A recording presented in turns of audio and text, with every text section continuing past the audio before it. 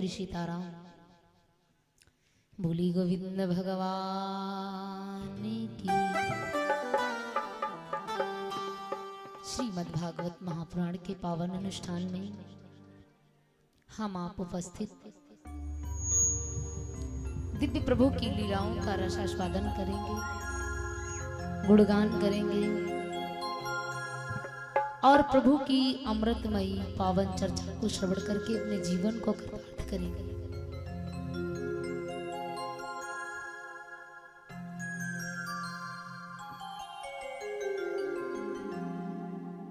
श्रीमद् भागवत महापुराण इस कल काल में कामधेनु गाय के समान ग्रंथ है, महापुराण है।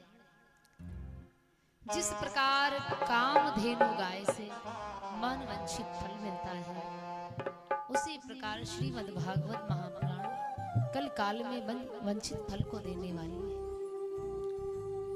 पापियों को भी ये श्रीमद् भागवत महापुराण इस भाव से पार उतारने वाली है। गंगा की रमण रेती पर विराजमान व्यास आसन पर हंसों के परम हंस श्री सुखदेव भगवान, कथा को रसपान करने वाले महाराज धर्म अवतार परीक्षित जी महाराज, सुखदेव भगवान व्यास आसन पर बैठे हैं, परीक्षित जी महाराज जमीन पर बैठे हैं, तपस्वियों के वेश में बैठे हैं, क्योंकि श्राप लग चुका है। आज के 7वें दिन तक्षक नाग जीवित होकर के डसेगा, मृत्यु निश्चित है। सुखदेव भगवान से कहते हैं, प्रभु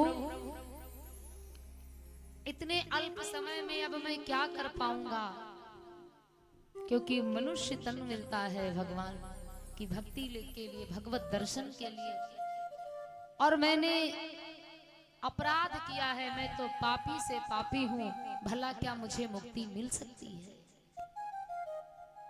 सुखदेव भगवान कहते नहीं परीक्षित घबराओ नहीं, बहुत सारे पापी अधर्मी धरती पर हुए हैं और भगवान का नाम लेकर के भव से पार हो गए।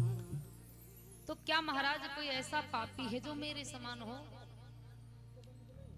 सुखदेव भगवान कहते हैं, महाराज परीक्षित घबराने की बात नहीं, बहुत से पापी हुए हैं। कल रात्रि के दौरान आप लोगों ने कथा को श्रवण किया था, ध्रुव चरित्र। उन्हीं ध्रुव जी महाराज के पुत्र हुए हैं उत्कल। जिस समय ध्रुव महाराज 36,000 वर्ष का राज्य भोग करके दोनों माताओं के साथ प्रभु के लोक को पर्याप्त हुए, परम मुक्ति मिली। उन्हीं ध्रुव जी महाराज के वंश में एक राजा हुए जिनका नाम पड़ा है राजा अंग।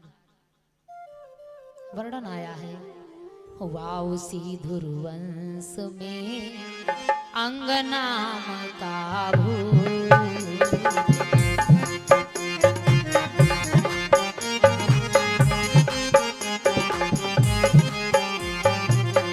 वाउसी ध्रुव वंश में अंग नाम का भू।